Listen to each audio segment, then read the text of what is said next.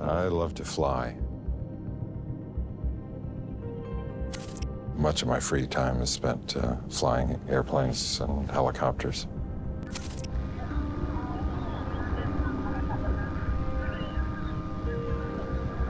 You're doing a lot of flying around. Look, it's, that's the easy part.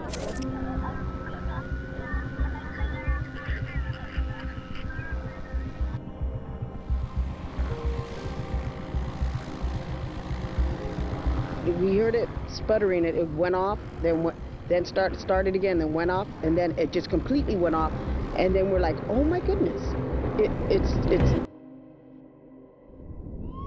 I-3178, engine failure, immediate return.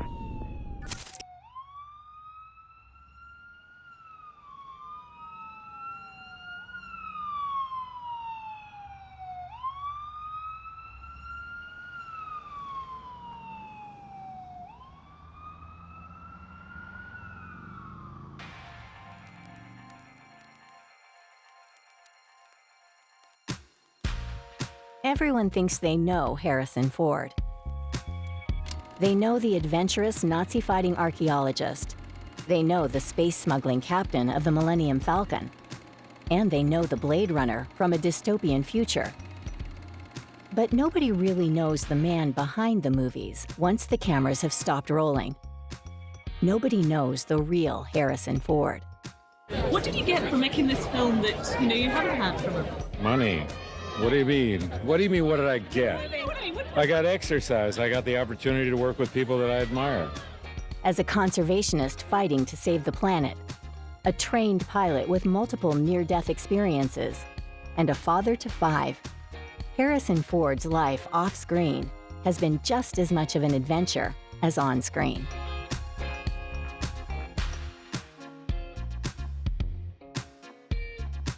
The notoriously private man with a genuinely extraordinary life has managed to carve his own unique path to global stardom, all the while with a few bumps along the way.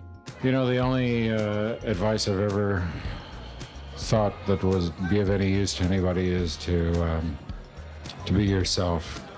Don't try and imitate anyone else's success.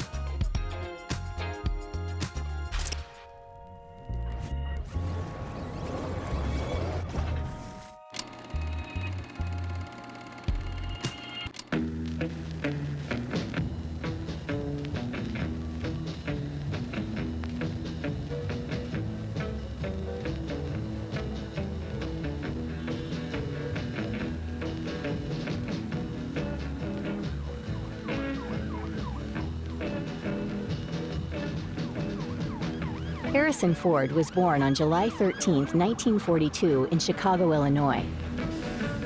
He was the oldest of 2 boys, to Dorothy and John William Ford. His younger brother, Terrence, was born in 1945. Like his life in film, the young Harrison Ford was not one to shy away from adventure. He spent much of his childhood working his way through the Boy Scout system and achieved the 2nd highest rank of Life Scout.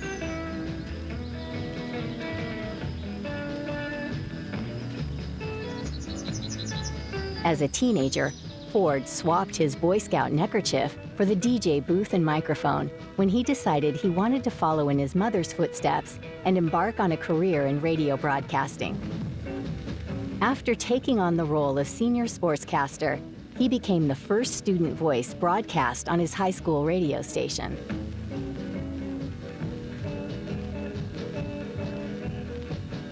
He graduated high school in 1960 and went on to study at college, attending Ripon College, Wisconsin, where he studied English and philosophy. In an attempt to get an easy grade and try to overcome his adolescent shyness, Ford signed up for a drama course at college. Unbeknownst to him, this decision would be the starting point of one of Hollywood's most famous acting careers. While studying at college, he met Mary Marquardt, the woman he married soon after graduating.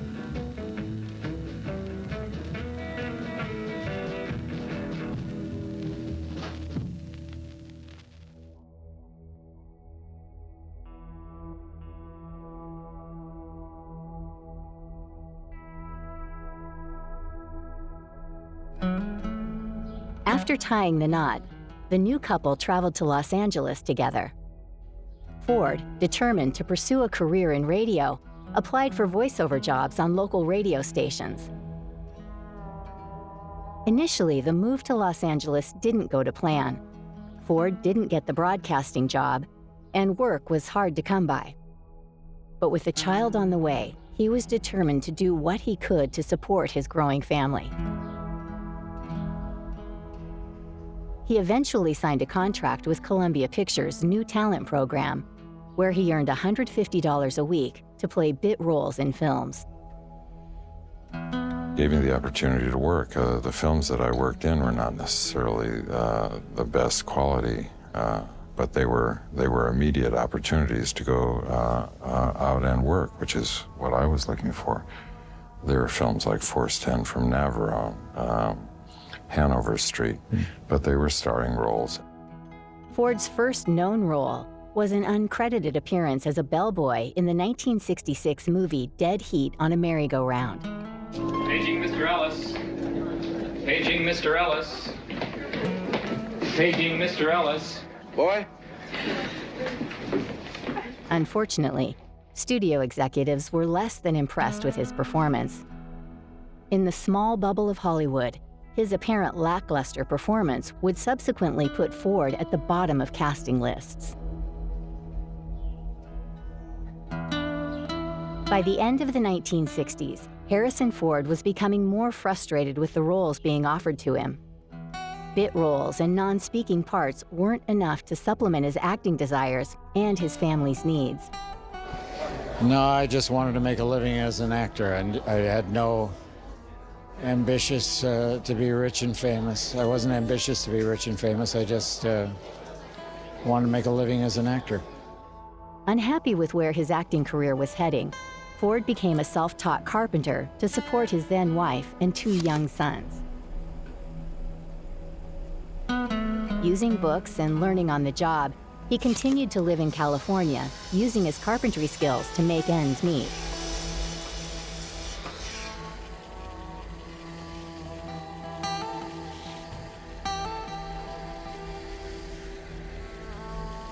Carpentry also became an opportunity to get through the door of several famous film directors and producers who required Ford's newfound skill set.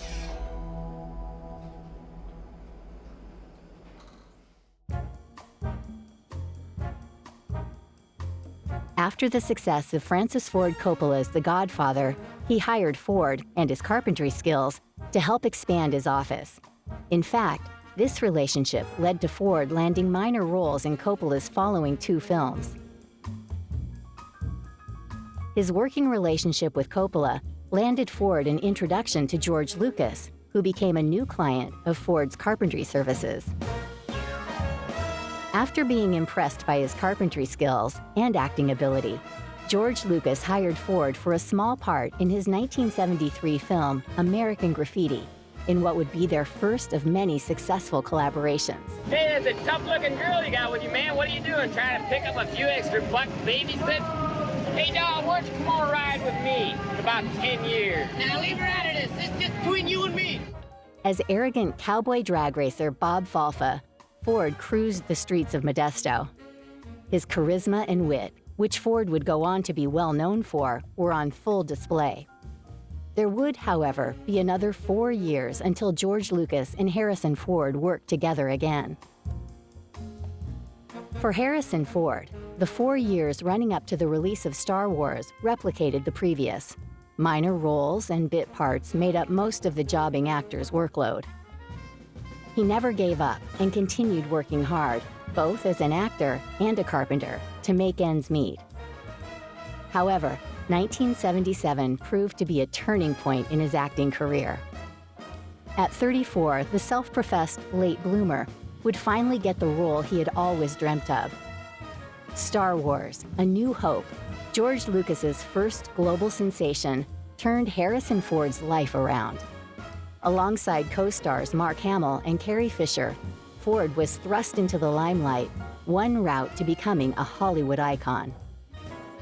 Han Solo. I'm captain of the Millennium Falcon.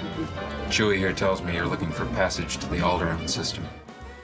As Han Solo, Ford utilized the charm, wit, and natural charisma he would become so well known for to help create one of the most recognized characters of the 20th century. I never liked Han Solo very much at all. I couldn't really understand why anybody else did. Certainly the job is more complex, and you want to make sure that you have all the pieces. Han Solo is made of far fewer pieces. It's almost something you can fit together in the dark. Star Wars was undoubtedly a phenomenon. The movie captured the imagination of millions worldwide, and at the time becoming the highest-grossing film ever made.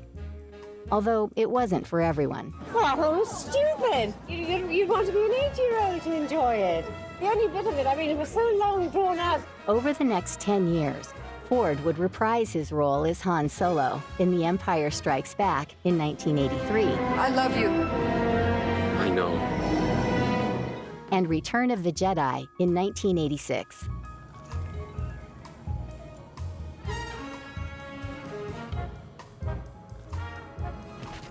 The popularity of Star Wars, coupled with his strong relationship with George Lucas, allowed Harrison Ford to step into another successful franchise, this time in the lead role.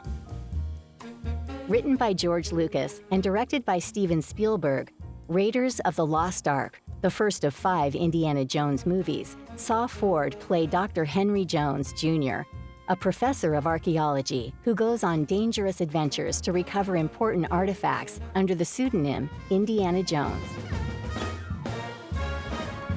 Playing Indiana Jones as an imperfect protagonist, both a romantic and a cynic, was the perfect role for Ford to further cement himself as the everyman hero that everyone could relate to.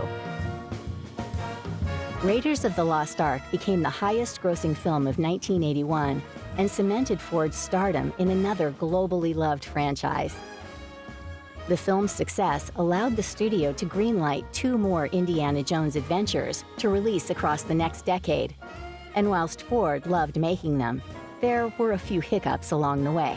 But they're pretty arduous films to make, and we tried to do whatever we could so that I could do most of the physical activity, because I was always convinced that you don't want to be looking at the back of a character's face when they're in these kinds of exciting circumstances. You want to see in their eyes, so we figured out how I could do most of it.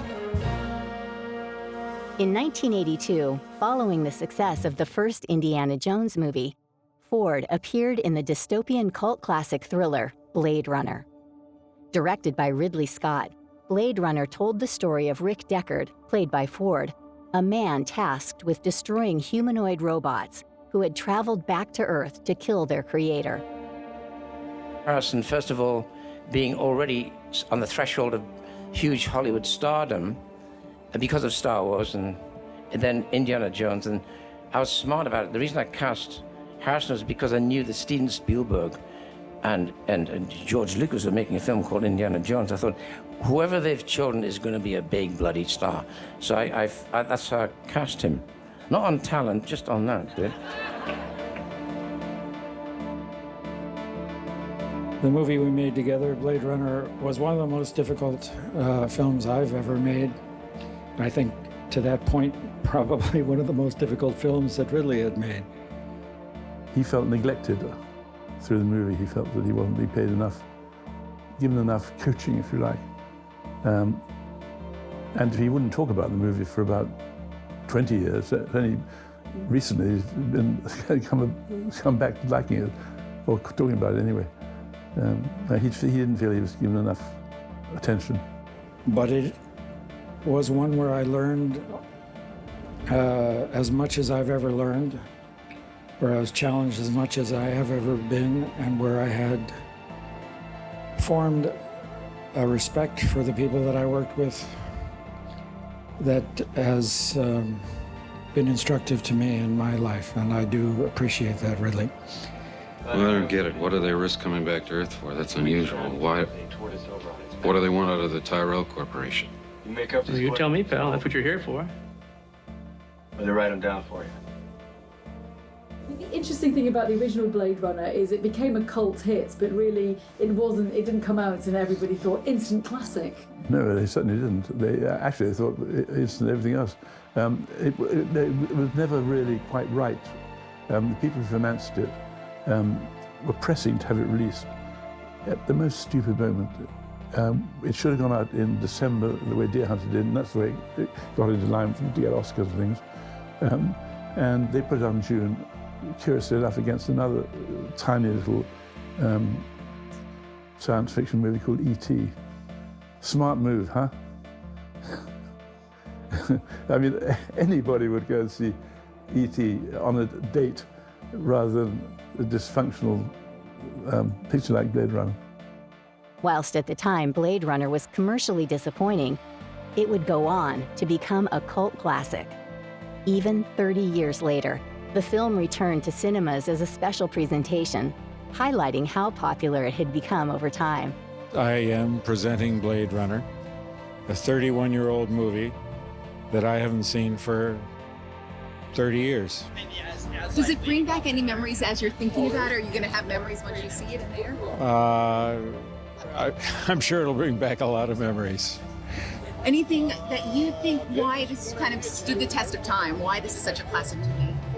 Well, it's it's 31 years old, and it's found an audience. It wasn't that successful when it opened, but over a period of time, it found an audience and a loyal following. It's become an important historical movie. Do you think it'll be emotional watching it again? Or? No.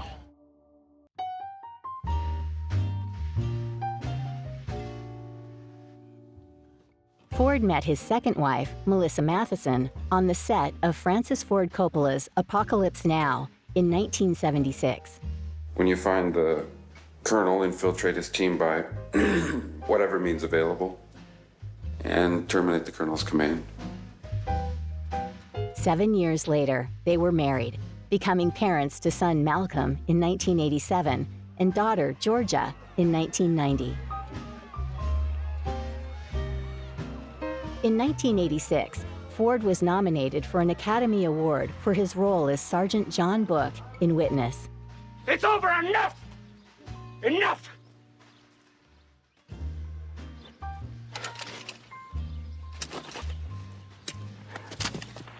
His role as an undercover police officer trying to solve a murder in an Amish community proved to be his most critically acclaimed.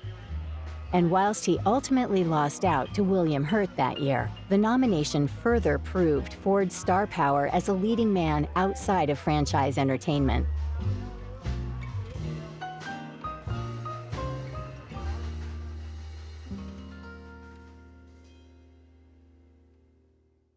Even after turning 50, Harrison Ford's career as an action hero didn't slow down.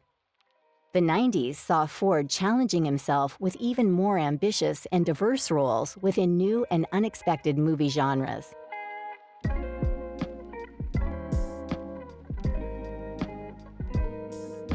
In 1992 and 1994, Ford took on the role of Jack Ryan, the spy created by Tom Clancy. As with every character Ford portrayed, he made Jack Ryan his own.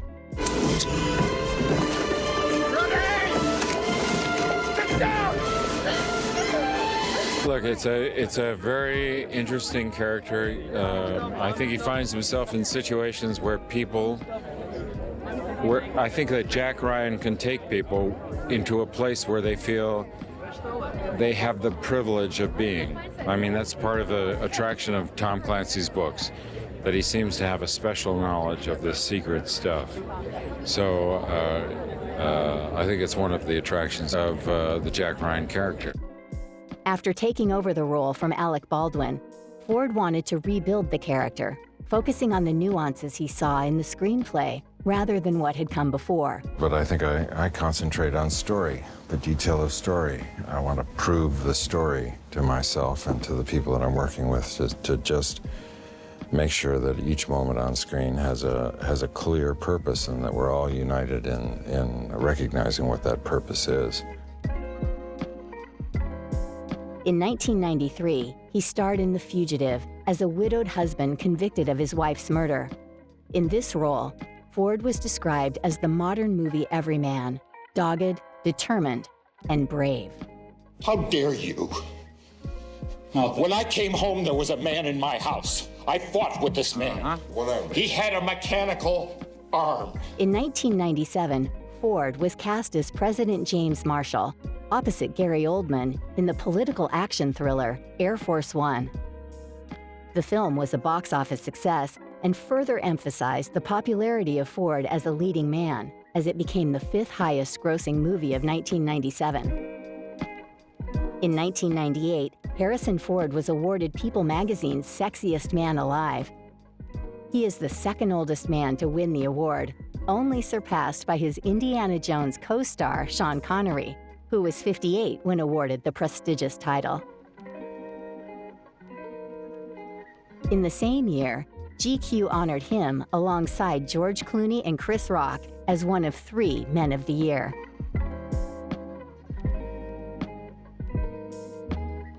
Eager to diversify his acting credits, Ford appeared in 6 Days, 7 Nights, an action-adventure comedy, alongside Anne Hesh and David Schwimmer. Hi, you too. One of the things that Harrison has said is that you're really bubbly and zingy and you get on and you really work and you're really happy about it. What did you think of him?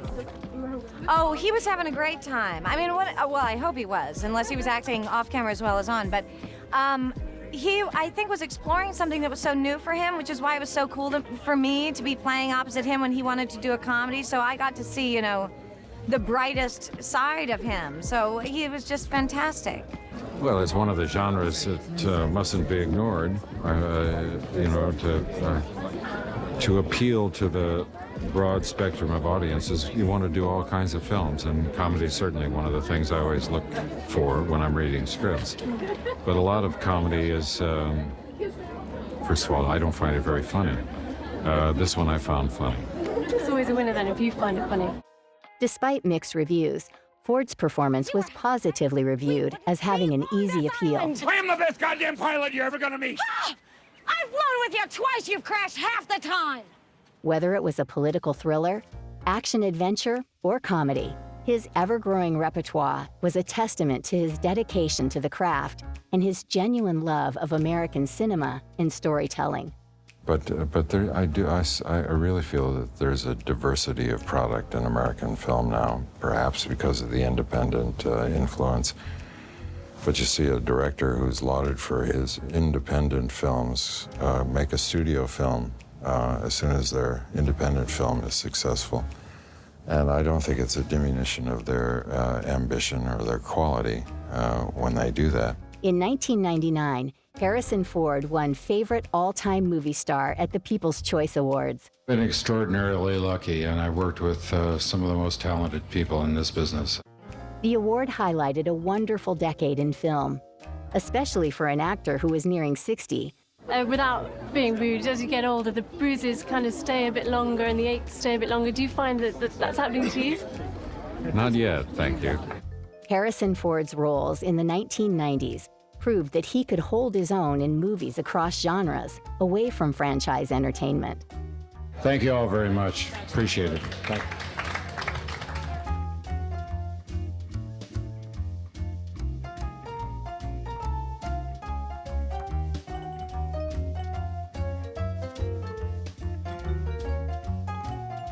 No stranger to flying planes and spacecrafts in his movies across the decades, Harrison Ford trained to be a pilot in the 1990s.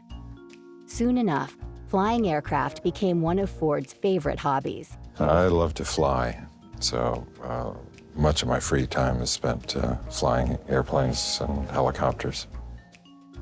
Although it wasn't for the faint-hearted, as the actor soon found out. While training in a helicopter in 1999, he experienced his first accident when the helicopter he was flying lost power. Ford had to utilize his training and make an emergency landing. Thanks to his quick thinking and skillful piloting, Ford and his instructor luckily walked away from the accident unharmed. For Ford, however, this wouldn't be the last time his love of aircraft would turn into a near-death experience.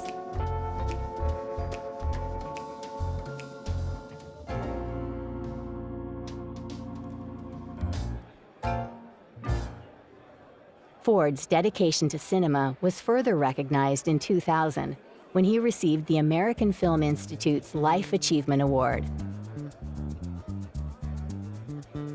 Well, AFI is an important organization in the movie business, and all of the things that they do, and they do a lot of things, are very important to the industry, and I'm glad to be able to support them. This is the 28th Life Achievement Award. The first award went to a gentleman by the name of John Ford. The first honoree in our new century is Harrison Ford. So we checked the lineage. And we found out that there is no nepotism whatsoever involved with this award tonight. You know, he's got an amazing quality that spans the generations. So not only does my daughter love him, does my mother love him, do I love him, does my grandmother love him? We all are crazy. We all have favorite movies. Oh, Witness. Oh my God, Star Wars. Oh, Indiana Jones. So whatever he's got, they should bottle it and sell it. Because wouldn't y'all just buy some? I don't know. Sidney Pollack described Harrison Ford as everyman. Seems a bit insubstantial, don't you think? But being the sort of modest fellow that he is, and very nervous at the moment, and being saluted in quite this way with this many superlatives, he probably described himself as just a hard-working actor. Well, you and I all know that sometimes, for reasons both tangible and intangible, an actor is transformed into something rather remarkable. No one's quite sure why it happens, but it does. It's hard work, but it's charisma, it's personality, it's style, it's persona, it's everything. And I think that is why Harrison Ford is a star, both here and internationally. He's a global star, and this explains that this turnout tonight is the biggest the AFI has ever had, and we're honored to have it. He always has a wonderful idea of exactly what the scene's about. And he has great ideas constantly, so he really works as a collaborator, I think, though he will deny it, that he doesn't have anything to do with it, but he really does collaborate heavily, with the rewrites, with the direction, with everything. He knows his medium. Very pleased to be helping honor Harrison. I think he's a truly great actor and has created completely memorable characters that I think will live on through the next millennium. Plus, he's actually an all-around great guy. And gentlemen, one more.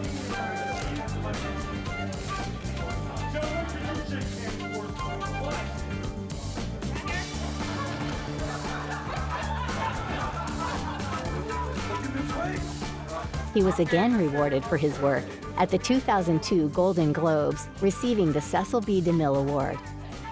Since 1952, this award has been given to someone with outstanding contributions to the world of entertainment. It's gratifying that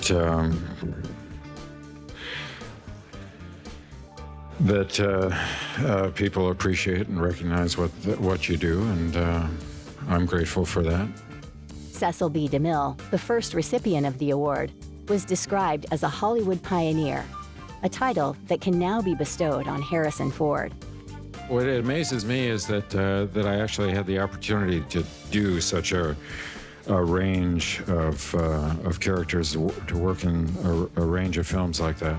I'm very grateful for that, and I put that down to the people that I've had the good fortune to work with. They've had the guts and the courage to cast me in things that I might have been ambitious for, that others might have thought were beyond my scope. The opportunity is to do different things in different kinds of films, reach different segments of the audience. I'm grateful for that opportunity. Choosing a favorite from amongst the projects that I've been lucky enough to work in is like trying to say which of your children is your favorite child. It doesn't work that way. A year after the Golden Globes, Ford was nominated for a star on the Hollywood Walk of Fame. After being selected as one of the 20 stars awarded that year, he found his name literally cemented within Hollywood's infrastructure. I mean, I'm still passionate about the process, and I enjoy the work very much, and I would be honored to be able to continue in this job. Thank you all very much. Good night.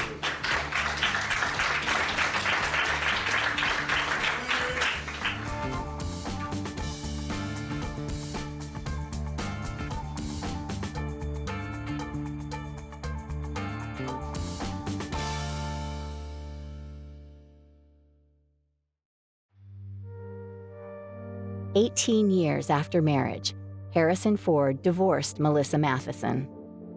They ended up having one of the most expensive celebrity divorces of all time. Without a prenuptial agreement, their settlement weighed in at $85 million. 2 years before his divorce was finalized, Ford began dating actress Callista Flockhart after they met when he was honored at the 2002 Golden Globes Award. They are the parents of Liam, the son she adopted before meeting Ford. He proposed to Flockhart over Valentine's Day weekend in 2009. They married on June 15, 2010 in New Mexico, where Ford was filming the sci-fi western Cowboys and Aliens. Yeah, it is. I bought my horse and I bought Daniel's horse, actually. For Daniel or for yourself? For myself. Was the horse for you or the horse for Callista? Well, actually, Daniel's horse is a good mount for Callista, but I've kept horses for a number of years, and I thought my horse was a really good horse, and so I bought him and Daniel's horse. My horses were getting kind of old, so needed some fresh mounts. Well, and finally, as I've got to leave, we're all looking forward to the next Indiana Jones movie. Are you sort of prepped and excited and pumped up for this? Well, we don't know if there's going to be one yet.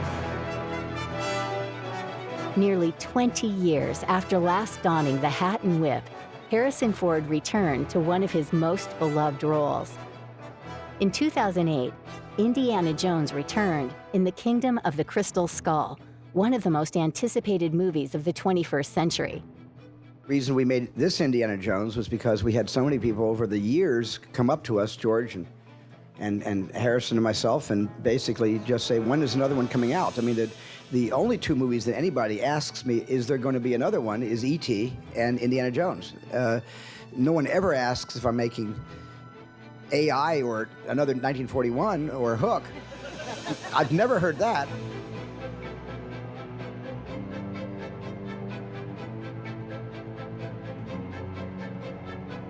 For one reason or another, I hadn't met up with Harrison prior to shooting because I was in Sydney, and so I arrived on set and he was already in costume. So the first time I met Harrison, he was dressed as Indiana Jones. It was just a pleasure to be able to put it all back on, and you know, the character is so unique, and the costume is so unique that the character came back very, very quickly.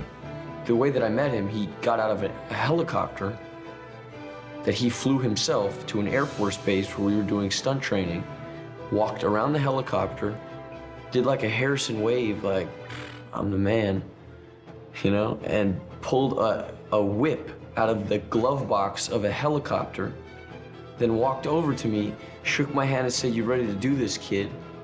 I can't explain to you what that is. I mean, it's just, you're dumbfounded, you can't breathe. You know, we'd been pursuing an idea, and Cumming and George and Stephen have been working on a script. We've all been involved in the development of the script for some 19 years. You know, it took having it down on paper to feel secure about making the investment of time and energy, and not to mention money that it takes to put it on screen.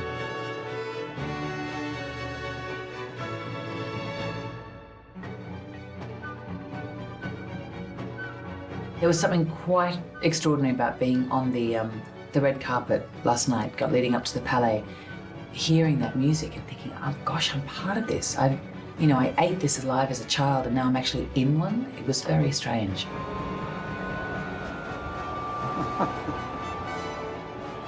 Harrison Ford is to me what he is to you, and probably more to me because I know more and have been around him and genuinely love him. Did before I met him. He is an intricate part of my childhood and my upbringing, as is Indiana Jones. The Kingdom of the Crystal Skull was a commercial triumph and quickly took the top spot from The Last Crusade to become the most successful Indiana Jones movie ever. I didn't know you could fly a plane. Why, yes. Land, go.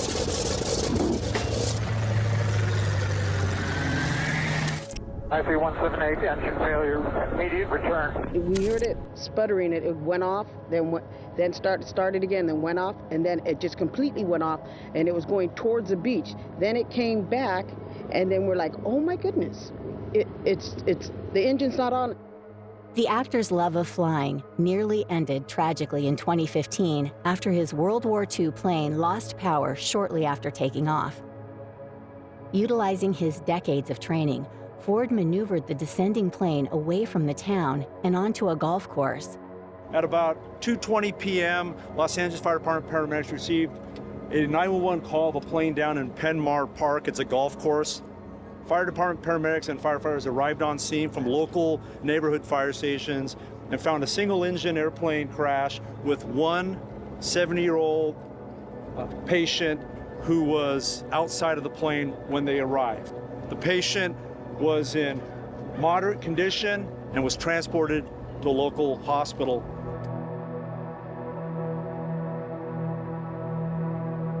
After recovering, Ford later revealed the full extent of his injuries.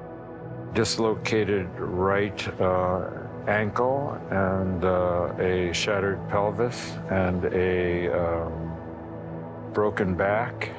Ford won praise from air experts and witnesses for bringing the plane down in the open space rather than a built-up area. And just 6 months after the near-fatal plane crash, Ford was back on the road, traveling worldwide to promote a long-awaited return to the franchise that started it all.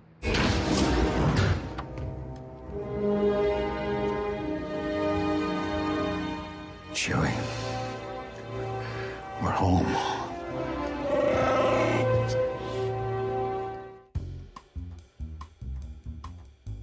You first appear on screen in the Millennium Falcon.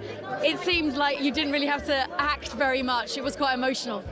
I never act very much, just a little. Nearly 4 decades after his first outing as Han Solo, Harrison Ford returned to the role that had previously kick-started his career.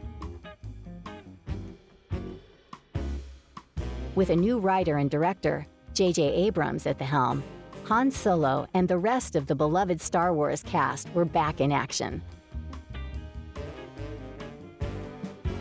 You must be feeling a lot of love.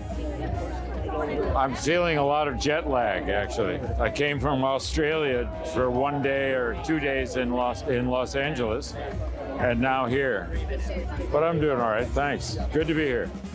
Star Wars: The Force Awakens, the 7th movie in the series, was a global sensation, becoming the highest-grossing film ever released in the UK and US. The question is to Mr. Ford. Have you ever found yourself humming the famous Star Wars tunes over the years? No. Why not? Thank God. No, I don't.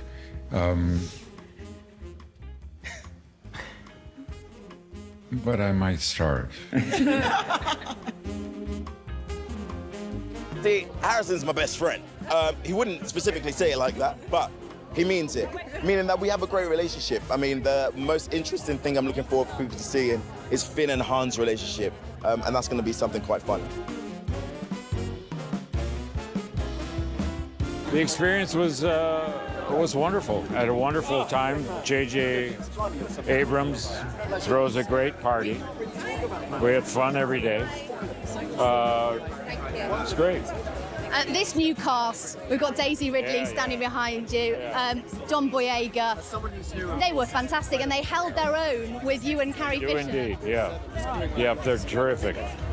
And I'm really glad for the casting and for the care that JJ took in crafting the script to introduce these characters. It's really terrific.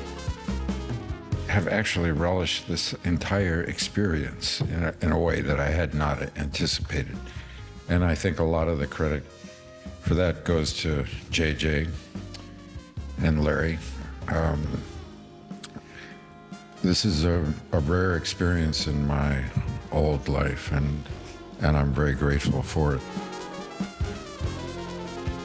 And, well, Harrison Ford, you've still got it. There's no question. You're everyone's favourite.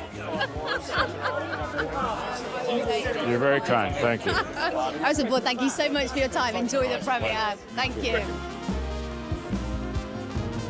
His friendship with longtime castmate Mark Hamill was on full display when Ford helped honor the Luke Skywalker actor at his Hollywood Walk of Fame ceremony. He has been the master of his own experience, his own life. And he is, as he always was, a quiet, sincere, honest person.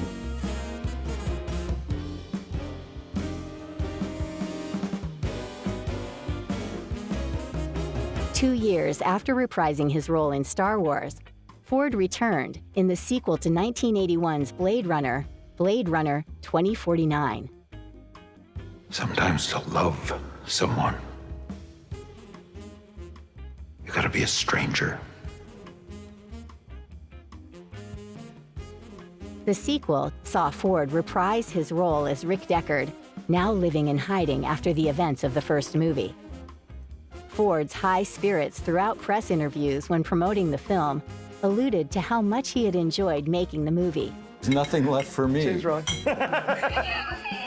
Oh, I needed that. I've warmed up. Ridley said, would you be interested? I said, how much? Show me the money. The film and Ford's performance were very well received by critics. Was it working together? A nightmare. Yeah. Yeah.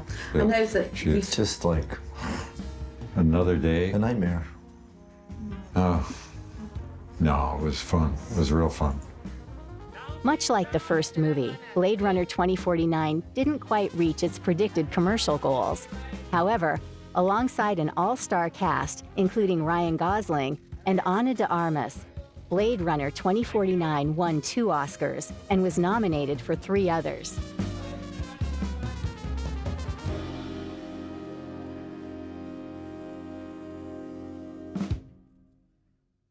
Throughout his career, Harrison Ford has played some of the most beloved characters in film history. But his life, away from the camera, has made him more than just a movie star. Off-screen, Ford has taken on the role of an environmental activist. How are you doing? Hi, good. So do you think all the disasters, everything that's been going on lately, had something to do with global warming? I'm not a scientist, but it appears that there is a considerable body of opinion that global warming is affecting the weather patterns. Yeah. What do you think is the best way to educate people about the environment? We've just got to make it a part of the fabric of everyday life. Kids are very aware. We're sort of working our way up from the kids to older people because the kids are very aware.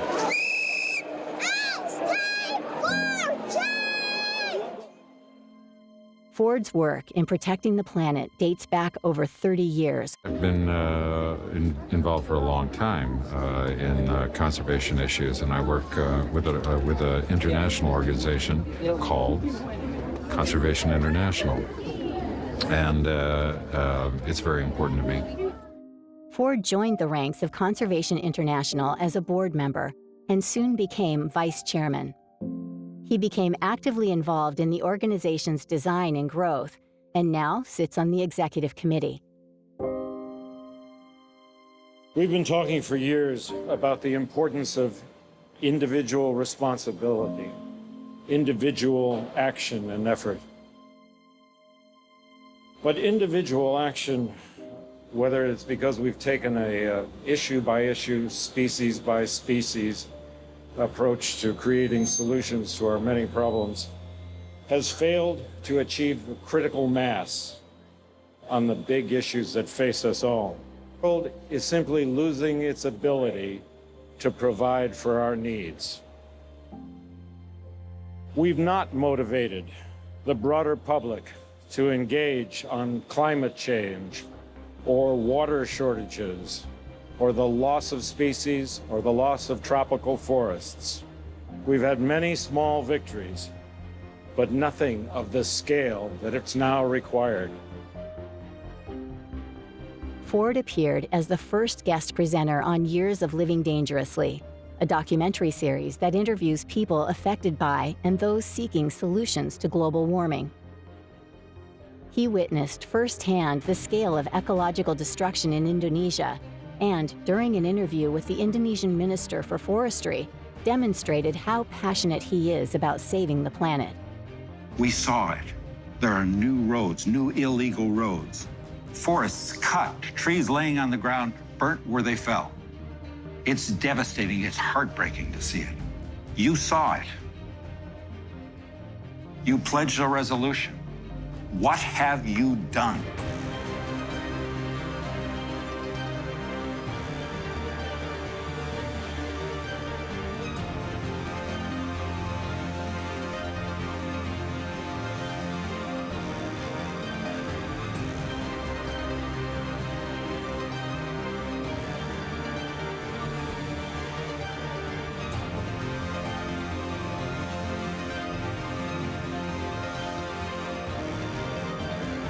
The destruction of nature accounts for more global emissions than all the cars and trucks in the world. We can put solar panels on every house, we can turn every car into an electric vehicle, but as long as Sumatra burns, we will have failed. So long as the Amazon's great forests are slashed and burned, our climate goals will remain out of reach.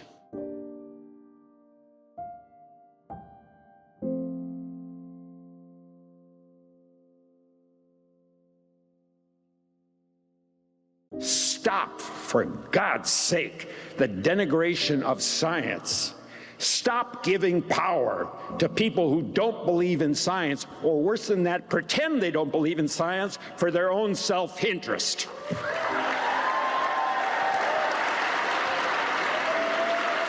They know who they are. We know who they are.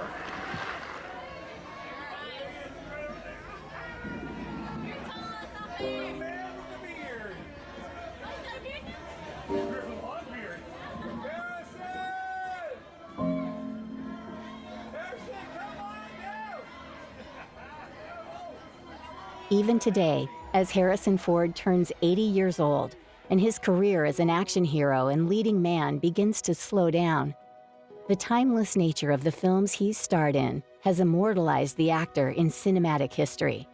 Every single film you've been in, all the classics, there's been sequels and prequels, and there's been fan push. No, but I mean, you know, you have. There's no Hollywood Homicide 2. You know, there is. But I mean, you know, Indiana Jones. Yeah, and it's a crime I have there been, isn't. and by the way, I didn't make those by myself. I was working with Steven Spielberg and George Lucas and many other talented people. But he's the one thing they all have in common. Been very, very lucky. I have enjoyed going back to some of the characters that I played, but there's always been something left to pull out of the well. There's always been, in good conscience, a desire to deepen or broaden the experience for the audience.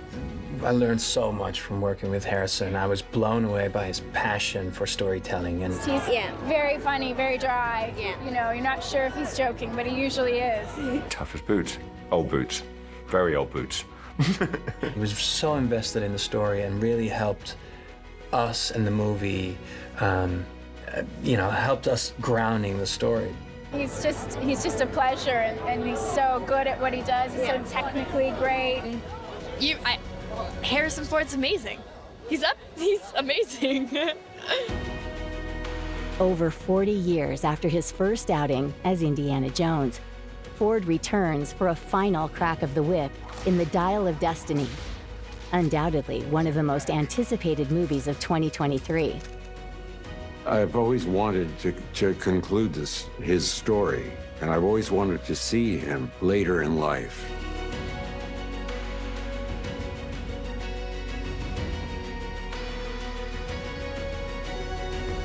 His unparalleled success and longevity, both in life and on screen, are undoubtedly rooted in his dedication to his craft, whether he's building furniture, flying planes, protecting the rainforest, or saving the galaxy.